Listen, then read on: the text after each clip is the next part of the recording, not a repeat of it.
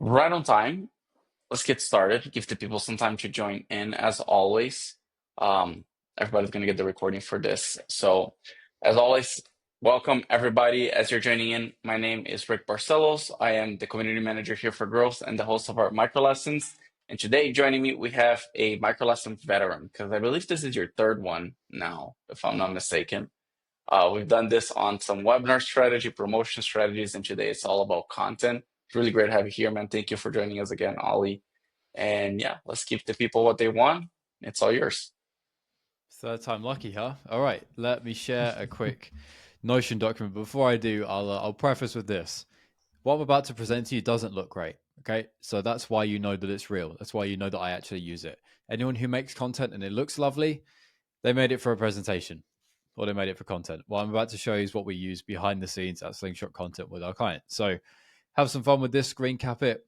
It's an ugly Notion document. I'm sure a few of you here have got one or two of those. So let me find the right screen to share. I'm sure I can get a quick check from Rick if I've done the right thing. Am I sharing the right piece here? I think Yep, I am. you got it.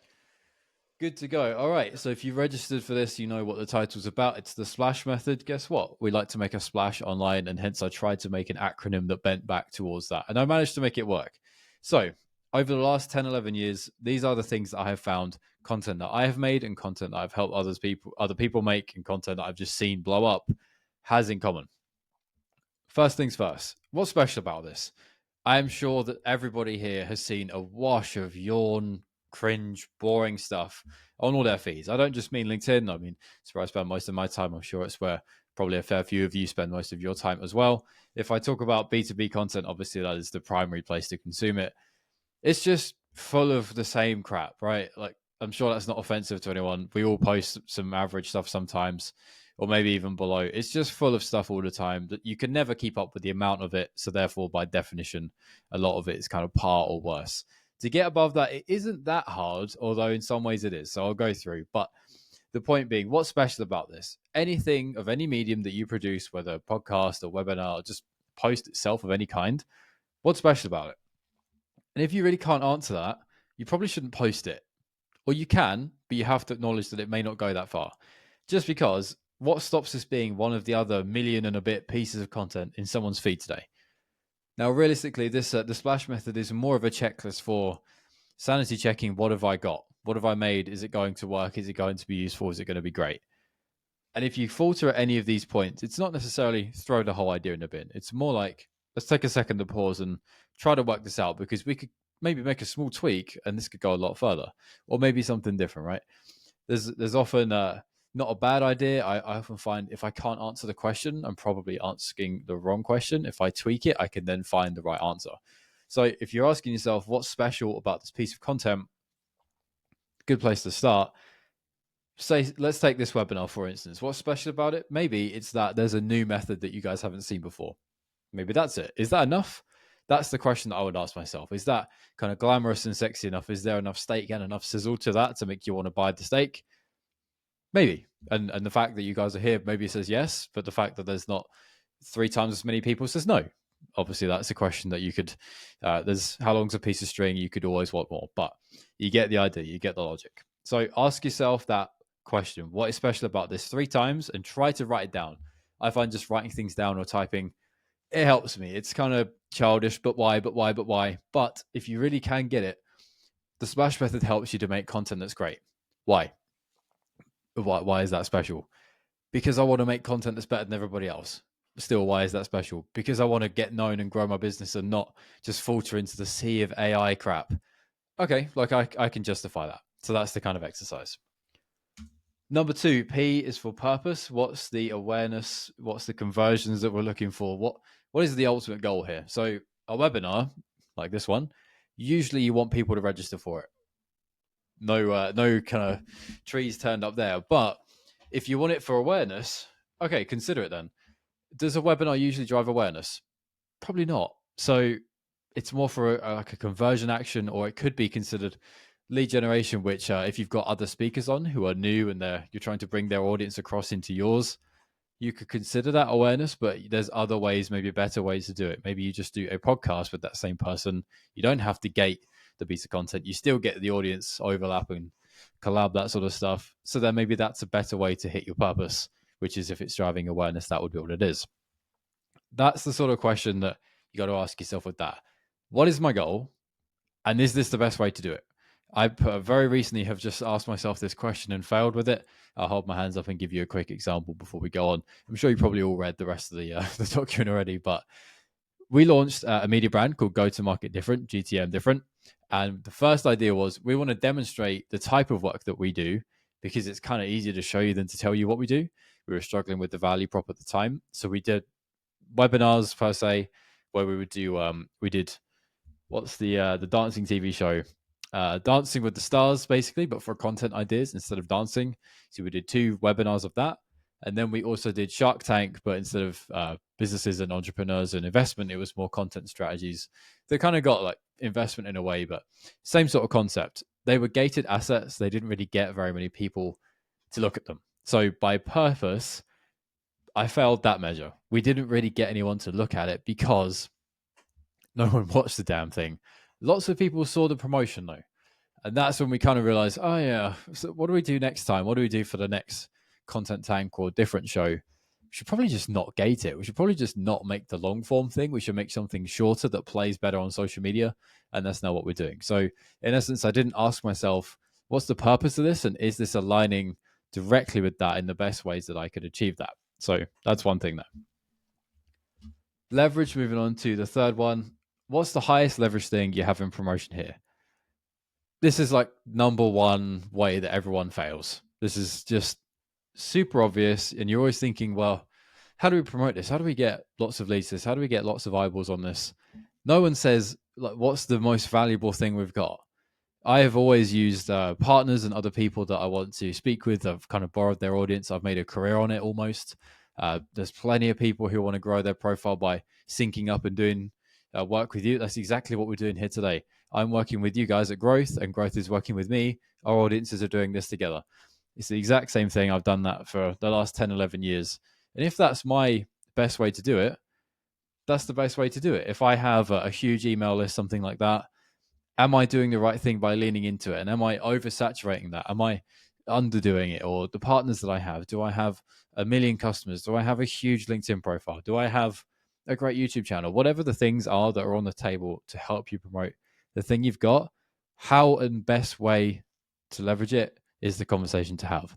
So ask yourself that, because I can't tell you how many times people just go, okay, event, what are we going to do? Oh my God, it's in 2 weeks. We haven't planned for this. Let's chuck out an email tomorrow and we'll put it at the bottom of the newsletter because we have to have a blog post at the top. And let's get the CEO to share the LinkedIn company page with 19 followers as post, because that'll work. Done. 16 people show up. It's not a great promo plan, and they haven't necessarily asked which is the best bang for their buck channel. So I think I beat that point to death, but I think you guys get the idea. The audience goal is an interesting one. If you have HubSpot, I know that Growth works very closely with HubSpot, so probably a good amount of you here do. Having an audience goal is really, really important. So a few of the bigger companies that I've worked with, a few of the more successful kind of inbound machines that I've worked with, they often looked at, take a webinar, for example, just because we're doing one. How many people here came to the webinar that were brand new contacts? Because ultimately, yeah, you can have people who have been to the last 10, and that's good. And that's useful because obviously you've nurtured that lead, or you'd like to think they know a lot about you. You'd like to think that they have reason to want to watch that much content of yours. But if it's just a fan who just likes the stuff and is never going to buy something, it's kind of a moot lead in a way. What's the audience goal then? So how many more contacts do we want to have? Particularly for an early stager, you might want to just get as many new people into your ecosystem as humanly possible, because it's what you need. If no one knows who you are, you need to get people who know who you are. If you're a bit more established, it's kind of less the case. But even so, you don't just have a plateauing same baseline of just all of the same people that come. And that was the thing that happened with these companies that I've worked with, the bigger ones. A lot of them were sponsored. So the sponsors want new leads, and the new leads who are of the right caliber. If you've just got the same 20,000 people that come over the course of a year, it's no different to the next year or the year after that. It's the same 20,000. Why would they pay again? So you need to have new people, but how much? and then that dictates what are you going to do. So for instance, take that media company. They have a weekly webinar, and they've got to have one person or two people speaking as guests, plus their own internal audience that they drive as well. How many people can those two guests drive, and what percentage of your monthly contacts is that? If it's half, great. Is that what you want? Do you need more than that, or do you need less of that? And then you can pivot. Okay, well, that's kind of working backwards from your goal. You can say, yeah, we don't really need 5 people to speak as a guest because we've got more than enough new contacts. It's more about now getting the dead right ones. And can we have those 2 guests on 3 or 4 times in a year because they had the right amount and they were perfect titles, rather than just a wash of junior marketers or junior salespeople, just because they have a massive audience and it feels right to have lots of new contacts. That's the type of thing. It's easy to get this wrong. It's easy to go too far one way, but knowing, how many new people do I want? How many conversions do I want? How are we going to make sure that happens? What's the attendee rate? And then therefore, what's the success rate with the people that do and don't come to that event? All of those things is very important. And that's obviously just a webinars example, but you can relay out to all of the other types. I'll move on. We've only got a couple more. Damn, I need to slow down. Schedule or story. Truth be told, depending on the medium, you could kind of replace either of these. But take a webinar again. What's the promo plan, and when really does it need to happen? I just kind of use the example of, oh God, we've got an event in 2 weeks. What do we do? And far too many times, I'm ashamed to admit, I've been in that situation where you think, oh shit, I got to get this out, but we've got a newsletter tomorrow. Can't do that. Don't want to email someone the day after. Okay, that means it's Thursday. Friday's a national holiday. Now we're running out of time. That sort of thing happens all the damn time. So working out as far ahead as you can. What channels do I need because of what leverage do I have on which channels? And then the schedule to match. So that way you really can't fail. If you know that, okay, we've got a podcast, we get 2 clips out of each one. We have the static image for each one. So now there's conceivably 3 posts. When would I post them? When would be the optimal thing to do that? Probably day of release. Sounds obvious. Maybe a week later, or maybe a week after that. If we're doing day of release static image, Monday after that clip, Monday after that clip. Then you're thinking, okay, so if we release this weekly, each Monday there's a new episode. That means I can't do the clip again the Monday after. So then before you get out of sync of it, you're going to have too many clips for the next week that you've got no space for the other ones after a few episodes in a row. You've only got to have 5 before you got too many clips that you can't use them. So now, what do I do then? Do I not use that clip? Do I use it on a different channel? Do I bank it for 3 months down the line to bring some life back to this podcast? But is that really going to do anything? Would I rather have that viewership now? That's the problem that I see people do all the time. They create too much, or they struggle to create it in general, and they just make what they think is the correct thing to do. Let's make a clip because that's what you do. And then they don't know when or how or why to use it. So that's one thing. And obviously the channels applies to that too. You could say, made a clip. Let's chuck that on YouTube Shorts. That's the right thing to do. Let's also TikTok that, and let's also Instagram that. Oh, it's 3.4 minutes long. That doesn't work on YouTube Shorts. It works as an Instagram post, but who watches an Instagram post for 3.5 minutes? And for a LinkedIn video, it's also hella long.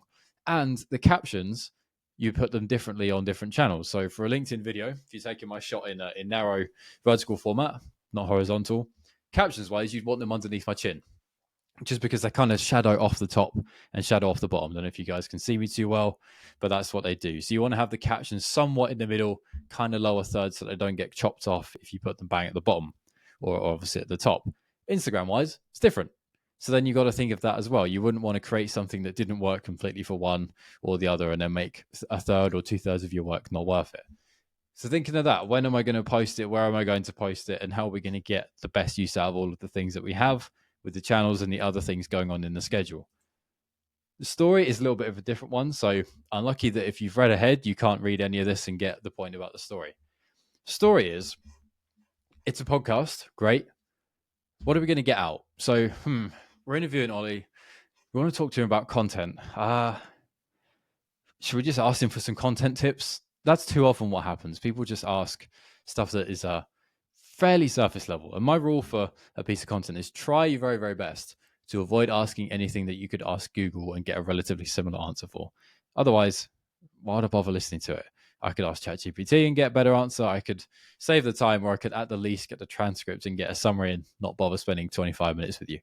So the story, it has to be carefully thought out, not least for viewer retention, because of those factors as I just said. If I can click off, or if I fail to be interested after the first 2 minutes, you lost me. You didn't get any benefit out of it. Even if you thought you got a view because YouTube or wherever else said that someone viewed it for a minute, you didn't really get a view. You just got someone to watch a piece of the intro that you did. So scripting and storyboarding, super important. Probably their own event, probably their own show to tell you exactly how to do it. A storyboard is probably the most important thing that I've done in any piece of content I have ever done, and I've only fairly recently started to do it. That just goes to show you how much you have to learn with content before you even get somewhere. And I don't even think I've cracked content completely. There's obviously a very long way to go for everybody. You can never complete it. But take a LinkedIn video. You want to unpack a very interesting topic where there's lots of insight that you've personally got.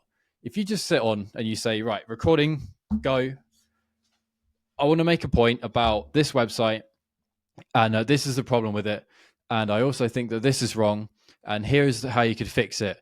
But then I spend 2.5 minutes telling you one bit of the fixing it, not the other two. And then I feel like I've got to spend 2.5 minutes on each of the other two. So now we're at 7.5 minutes. Not a great video, but scripting it means you can work on that. Now, I normally would have hated scripting. Personally speaking, I can't deliver that well. I just can't read, basically, for some reason. If I looked at this and it was word for word a presentation, I couldn't do that. But when you've got a video, you get to make a mistake. You get to reshoot and you get to cut things out. So you're allowed to do that. And also with the same thing with podcasting, you can do that. So the story is very important. You can start off with a hook, which ironically is my next point. You can then start off with a interesting statement that kind of contradicts the point. You can start off with a surprising stat. You can have a storyline. You can have buts and ifs and thens and maybes and other things that avoid the trajectory of the story being this happened, and then this happened, and then this happened, and then this happened. That is the worst way to tell a story of all time. Nobody in any movie theater has ever watched a movie that had the and then storyline. It's too linear, it's too boring, too predictable, and there's no tension, no drama, no changes, no nothing. Every movie you have ever watched has a this happened, but this happened, therefore that happened, but then this other thing happened, but therefore they had to do that, but the last thing that happened was this, therefore we solved it by that. There's always this kind of arc, I just did a squiggle, but kind of an arcing narrative to things, which sounds a little bit dramatic when we're talking about B2B content. But think about it. If I just sit to you and say, your content's terrible because it's no good and because there's so much other content, and that's the only way that it's going to ever be different is you have to do different content. What points do they make? I didn't really tell you why. There was no tension, there was no stakes, there was no anything really. There was just one kind of straight line story. I made a very quick example. But if I say to you, content is becoming more difficult than ever, but it's not actually that hard to get above it. And just that one line, obviously for drama's sake, content's getting more difficult. We all can kind of relate to that. Maybe that's not the best hook line, but it's not that difficult to get above it. Kind of contrarian, and it gives you a but. I'm going against my original point. So that's the idea. If you can weave that into your storylines throughout your podcasting or throughout the webinar, throughout the blog, whatever else the piece of content is that you're trying to make, that's a good way to retain people. And if you think really tactically, social media video, take a YouTube video for specific example. This is much more prevalent there than maybe LinkedIn video is secondary in this regard. If people watch the first 5 seconds of your video, that is, take 2 minutes, really bad, really, really, really, really, really bad. Okay, so if there's either something going on there where it's badly titled, it's not what they thought they were going to watch, bad content, terrible quality of your mic, people can listen to like average quality audio, they can get away with bad quality video, but they won't put up with poor quality audio. All of those signs say that you should stop watching. YouTube should stop serving this video to other people because other people don't want to watch it. So why would they give it to more people to watch? Same thing on LinkedIn. So the thing is with the storyline, make sure that it's excellent, because no matter what you make, they won't bother serving it if it sucks. If people don't want to consume it and they have reasons to show that, and on LinkedIn, you can see the average viewing duration of a video. Why are they going to serve it to anybody else if it only gets 2 seconds of viewing time on average? They know that people don't want it, so they're not going to bother showing it to anybody else.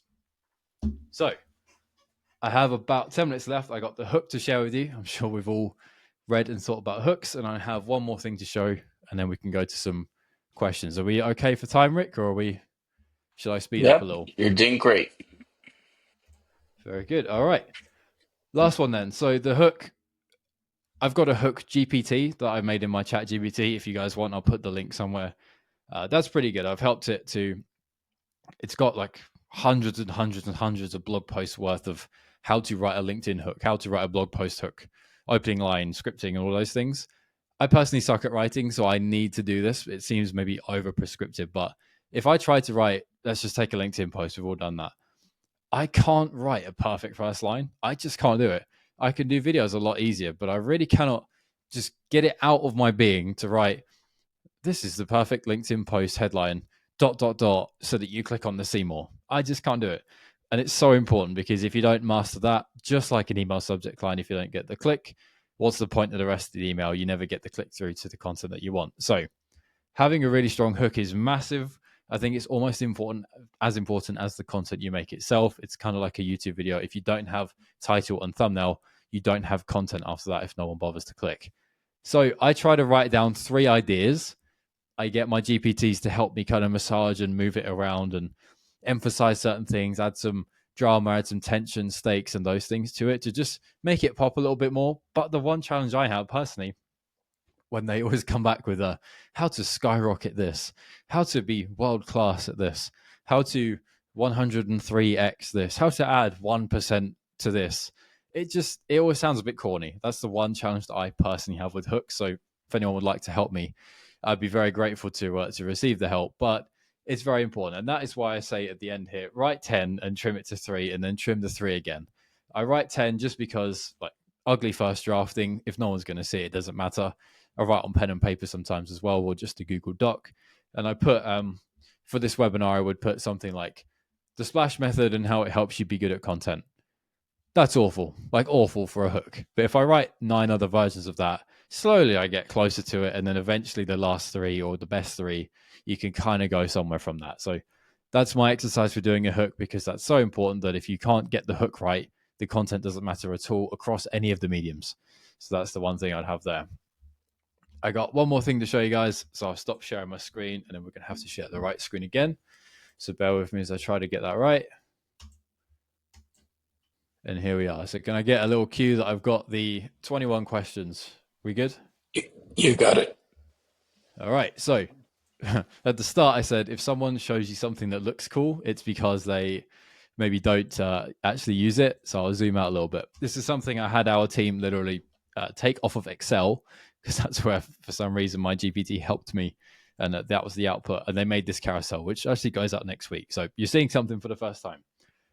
This is what we use in Slingshot Content. This is what we do when we come up with a piece of content where it's the first draft of something for a new client, and we want to check all of our X's. We want to check all of the subconscious biases or just things that we may have forgotten. So there's a lot of them, and they may not apply to every medium, but mostly they do. So I'll whip through them really quickly, as we only have about 5 minutes to go. First problem is the content instantly understandable. If you can't have that, people aren't going to get it. They click off and they move on. Pretty simple. Would someone get it in 5 seconds of seeing it or hearing it? That's if you explained it to maybe a friend. Think of that. When I try to explain what I do for work to my family, they haven't got a clue. That type of thing. If they don't get the idea that you've got very straightforward, it's maybe too complicated or you've got too much going on. Can you say it in 1 sentence? Again, very similar. This one's quite important. It's very difficult. I've actually spent a lot of time this week working on this for a new show that we're doing. Are the visuals and the language, the tone clear and relatable? Again, that really helps you with the questions before. If the visuals kind of do the talking for you, you don't have to use as many words. You can achieve explaining it in 1 sentence if you've got a visual reference that you can drive towards. For instance, the new show that I'm doing, it's kind of like the Oscars, but for GTM. So if I can show you something like the Oscars and have the words GTM somewhere on there, you can put those 2 things together and kind of get it. That's the sort of thing that we're driving at here. Stakes, yeah. If you don't have some kind of stakes, there's nothing to lose. There's no reason or good thing that you're driving towards, a problem to drive away from. It's just stuff that we're throwing out there for the sake of messaging. Why should people care again? I mean, selfishly, why do I want to read your 21-page carousel? Well, hopefully it's because you don't want to have vanilla content that's going to kill your conversions, is kind of the idea of my title of this document. So as a working example, what's being solved? You've always got to solve a problem, or what's the opportunity being offered here? I prefer to sell against the problem than to sell the dream. That's just one thing for me to have personally in my string in my bow. But that's, you got to have that. Otherwise, the importance of blog posts, just the importance of content, what does that do? It doesn't tell you anything. It doesn't solve anything. It doesn't offer you anything. It's just propaganda of my own messaging, basically.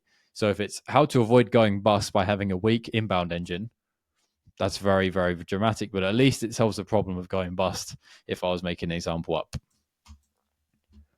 Is there an emotional or practical weight behind it? So again, if the example I just made up there a few seconds ago, I don't want to go bust as an entrepreneur. That would be pretty bad. Not good for several reasons. So that's emotional. There's stress and tension there. Do the stakes rise through the narrative? So this is your kind of story arc. Does the content get more and more interesting? Is there more at stake? Do I stand to win more? Is there more interesting or better content that goes along and along and along? You kind of want to have a like a rising arc of thinking of Beast Games. If you guys have seen that, I kind of watched most of it. The stakes get higher and higher. People are offered more and more money. They eventually win more and more money as it goes throughout, whereas that doesn't happen quite so much at the start. So think of that as you go along. Same sort of thing. You've got to be curious at what's going to happen next. There's got to be tension and stakes and all of those things at various moments. It can't just be a constant louder and louder and louder and louder motion. It's got to be curiosity. There's going to be buts and breaks and therefores. Are the new layers of value and insight? So this is one thing people always say, let's make a blog post about this. And it just delivers this barely if they do that. It never delivers that and also this other thing. That's the one thing to keep in mind. Process and escalation, so that's another retention aid. What keeps me watching? If you give away the thing that I need to know and then you just kind of explain it for the rest of the next 3 minutes of the video, I don't need to keep watching. So I kind of got the point. You kind of got to drip feed and keep me hooked and keep me engaged to keep going. Fun enough, what is the hook? So starting off with that and then keeping those next hooks involved. If you've given me the thing, but there is also this other thing that I should consider that maybe I haven't thought of yet. That's the hook to keep me watching the next point that you're going to make, which is over the top of the value you promised in the title, the thumbnail, whatever else that you have. What grabs the attention immediately? So again, things like the title, things like the imagery, but also what levers am I pulling on? Have I got excellent guests who are really great credentials and very smart, and that's the reason you'd watch it? Is that obvious from the outset or not? That's the type of thing that's got to be thought about beforehand and grabs the attention. Is there an emotional reaction? We always want to have that with content, otherwise it's just another piece of content. Almost there. Is there something that feels obvious but surprising enough to intrigue? Obvious being, we all know content's important, but a surprising thing about it is that over 70% of marketers said that B2B content is boring. I bet you probably would have guessed something like that, but as much as 70%, maybe not. So if I lent on that in the start of my content, maybe I could have hooked you some more. What's the twist? Again, you got to have a twist. All TV shows have one, all movies have one. Unexpected element that delights or shifts perspective. That's kind of like the feel good moment at the end. The guy gets the girl, the world is saved, that sort of good thing that happens at the end of the movie. Let's not make it really cliche and corny. It's also B2B. But what's the good thing that leaves you walking away thinking, you know what? I could watch that again. I could watch that next week. I could listen to that again. That's what we're aiming for. Does it flip expectations? So again, can you provide a bit of insight that is contrary to popular belief, or maybe they were not expecting to be able to walk away with? And last one, why didn't I think of that? That is the one thing that I would love every piece of content that I make for people to think of that when they walk away from it. How many times I've seen that on a client's piece of content when someone says, God, that is like, why couldn't I have done that? Why didn't I think of doing that? I'm so annoyed with myself that this was like almost right under my nose and it looks so good and it's so like demonstrative and it's so simple and it works so well. I wish I'd have thought of that. So if you can think of something like that, you're on to a winner. And that's my 21 questions. I'll peel that off screen. And I wonder if we got any questions, Rick. There we go. I was gonna mute. I'm popping. I'm pop back in. First of all, if you guys heard Ollie mention about the GPT, Ollie, we can include that on the email everybody's going to get alongside the recording on Monday. So just wanted to say that. Yes, we do have some questions. Some were sent in ahead, and honestly, even some are from me that I think it's cool discussing with you on what we're talking about here. But before anything, thank you for the lesson, Ollie. That was fantastic. It's a, like a refreshing way to look at content because I feel like a lot of content makers on the B2B side are falling into this trap of let me ask ChatGPT to create 5 different posts for each day of the week, and we are on it. And so, um, on that note, maybe you've heard this, maybe you haven't, but I'm seeing a lot of people, especially on LinkedIn, talking about how B2B content should become a little bit more B2C like. So what I think they mean by that is that storytelling aspect of things, actually making your content entertaining and something that people want to see, as opposed to that, like, here's 5 reasons why my product solved your problem type of LinkedIn post. Do you think, like, is the splash method something that pulls a little bit from that kind of mentality of like B content becoming B2C? Yeah, it definitely does. Maybe not by uh, purposefully being so, but a lot of B2C, there's similarly the stat where I said about how many marketers think content is boring. There was another stat in the same report. I wish I could quote who it's from. I've forgotten at the moment, but a lot of marketers as well is kind of 3/4 thought they would love to be inspired by B2C content and were envious of the creativity you could have there. So similarly, when you watch product ads and you think like, that was clever, that was funny, that was entertaining, that's memorable, or that was really annoying but memorable. Similarly, B2B, you feel, I think a lot of us feel hamstrung by we can only stay so far within those lines. We can't go too far like some of them do, but there's a lot missing from a lot of B2B. Yeah. And then the other thing too is like I just mentioned the ChatGPT thing. Like how whether we like it or not, I think a lot of content creators use ChatGPT. Some rely more on it than others. Like you use it for the hooks. I use it as well in the content that I create for me and for girls. But how would you recommend people use ChatGPT or other AI tools with the splash method? Like where do you see it playing in? Quite honestly, you could put in the splash method as a page, ask it to use that as a scoring mechanism, and put in your plan and your brief or your recording or your written piece, and it will go through and score you. I've had it make like exams for me as a test of my creativity. Of here's a brief, go and make something, do these outputs, do it in this format, and then kind of grade and critique how well I did that. And you do have to cajole it a little bit. It was really nice to me. It gave me really, really high scores. I'm like, come on, like be hard. Like I got no better by telling me I was brilliant. So tell me that this was terrible. Where could I have missed? What kind of details was I unclear on? All of that, you can have it to do that, which is a good way. And equally as well, I often find that I've put a lot of my good briefs into before. So Content with the Stars is a webinar we did twice. It's the TV show with content ideas. We put the content tank, Shark Tank idea into it, the brief, the imagery, the recording, the transcript, the everything. So it knows what's good about it and how it works. And it's kind of got my brain space there. If I'm ever struggling for an idea, I go and ask it. And it tells me, No. oh, based on this before, with this context, you could do that. And often it's not perfect, but it gives me a starting point. Yeah, that's the thing, right? Like it's all I think it's always going to be about giving you a starting point. I think it's going to be really hard to for anybody to ever get like a fantastic how didn't I think of that content piece given to them straight by ChatGPT. And then the splash method thing, one of the questions that one of our registrants who couldn't be here today asked ahead of time is essentially, and I know this person too, essentially they have an operation where there's a bunch of content producers, right, in his team. How would be the best way for him to go about implementing something like the splash method? Whereas like instead of like maybe like me, I create content, I could take the lesson and watch it, but how is the best way for him to kind of coach other people and like, you know, create that on a bigger scale?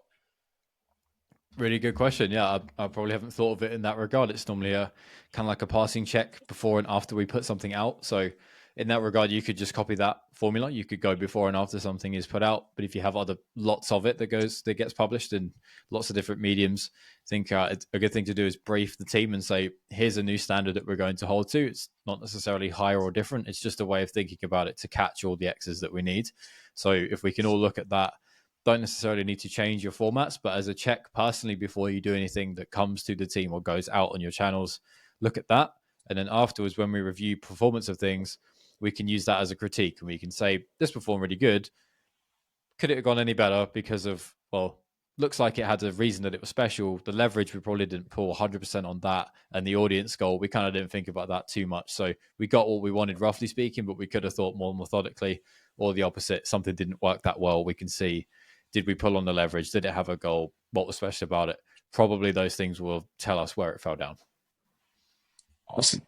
Well, we are a little bit ahead of, I mean, out of time. Do you want to tell people a little bit, just quickly, like where to find you, about GTM different, all the nice things, so that if they have more questions or they want to reach out, they can know how to do it? Yeah, I have a swear jar when people say you can find me on LinkedIn. So that's $1 or pound to put into there for myself. But the one place that will be good fun for you to go and check out is gtmdifferent.com. It's where I said the media company that we built resides. So in the last week or so, we put out Content Tank, which is Will Aitken and AJ Alonso, judged by Donald C. Kelly, Ryan O'Hara, Leslie Greenwood, and Melissa Moody. I hosted it. I had horrific tech problems. So luckily our editor managed to sort me out there. But basically Shark Tank. It's an 18-minute video, great fun. Will and AJ compete for $40 million of funding from the judges, and it was good fun. Will flew a drone, he had a lightsaber. AJ, I won't even spoil it. Content like that is good fun. B2B having a bit of a laugh. That's me doing work, as I should say. Awesome, man. Well, I appreciate you. Thank you for coming, presenting the lesson again with us. And everybody else, appreciate you guys coming here to the lesson. Like I said, you're going to get the recording and hit Ollie up. He's a really nice guy. He'll definitely answer you and get in touch. With that, that's it for today's micro lesson. Appreciate everyone for being here, and we'll see you guys on the next one.